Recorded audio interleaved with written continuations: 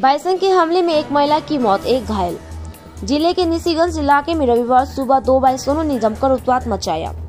सबसे पहले ग्रामीणों ने निशिगंज बाजार के बगल में 2 बाइसोनों को मकर खाते हुए देखा।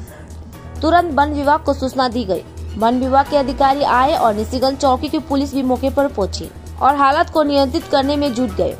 ग्रामीण सूत्रों के अनुसार घटना में 2 लोग गंभीर रूप से घायल हुए, जिसमें से एक को कुछ बिहार के MJN मेडिकल कॉलेज एवं अस्पताल ले जाया जाने के दौरान रमानी सरकार नामक महिला की मौत हो गई।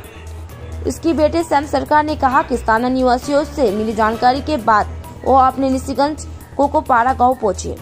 रसोई के पीछे काफी खून पड़ा देख उसकी मां को वन विभाग के अधिकारियों ने निशिगंज स्वास्थ्य केंद्र लाया। गंभीर स्थिति को देखते हुए वन विभाग ने उसे कुछ बिहार MGN मेडिकल कॉलेज और अस्पताल में स्थानांतरित कर दिया। वन विभाग के सूत्रों के अनुसार उसकी रास्ते में ही मौत हो गई। 2 बाइसन पहले ही पकड़ाया जा चुका है। वन विभाग के सूत्रों ने बताया कि इन्हें नींद की गोलियां देके पकड़ाया गया है। ये अनुमान लगाया गया है कि बाइसन जंगलों से भोजन की तलाश में इलाके में आया था। प्राथमिक धारणा यह है कि मुख्य रूप से मकई खाने के लिए इलाके में आए थे। घटना से निशिगंज इलाके में शोक छाया है। हम तो बाड़ी ছিলাম না, তো ব্যবসায় চলে গেছিলাম।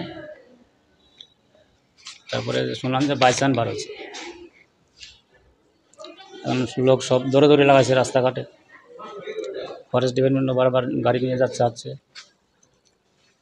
তারপরে আধা ঘন্টা পরে খবর পেলাম যে আমার মানে কয়েকটা বন্ধু কয় তুই তাড়াতাড়ি বাড়ি যা।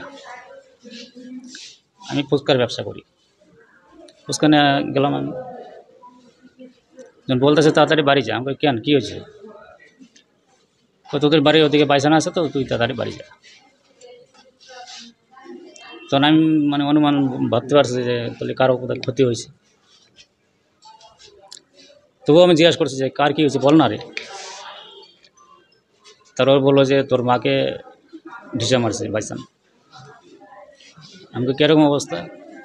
কই ভালো আছে, তুই যা। এখন বাড়ি যা দেখি মানে রান্নাঘরের পিছনে মানে পুরো রক্ত ভাসে আছে। আমি ওটা দেখে তো আমার মাথা এমনি ঠিক নাই, রক্ত দেখে। তারপরে ওখান থেকে খবর পেলাম নিশিগঞ্জ হাসপাতালে নিয়ে আসছে। আমি সাথে সাথে আবার বাইকে করে হাসপাতালে গেলাম।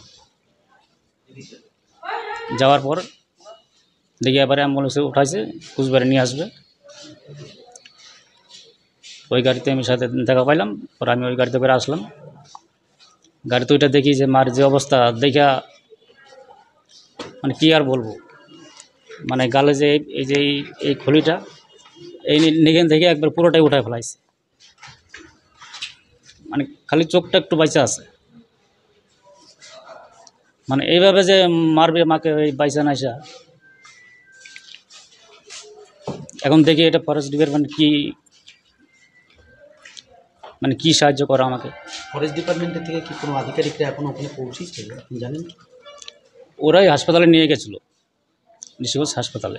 বললাম কোন জায়গাটায় ঘটনাটা ঘটেছে? নিশিগঞ্জ খোকোবাড়ি। কী বাড়ি? খোকোবাড়ি। কোকোবাড়ি। আপনার মায়ের বয়স কত? তো আধার কার্ড দেখে বলতে পারবো না, অনুমান 65 বছর। কী নাম না? রমণী সরকার। আপনার নাম? আমার নাম শ্যামল সরকার। আর কেউ ওখানে আহত রয়েছে? না, আর কেউ নাই।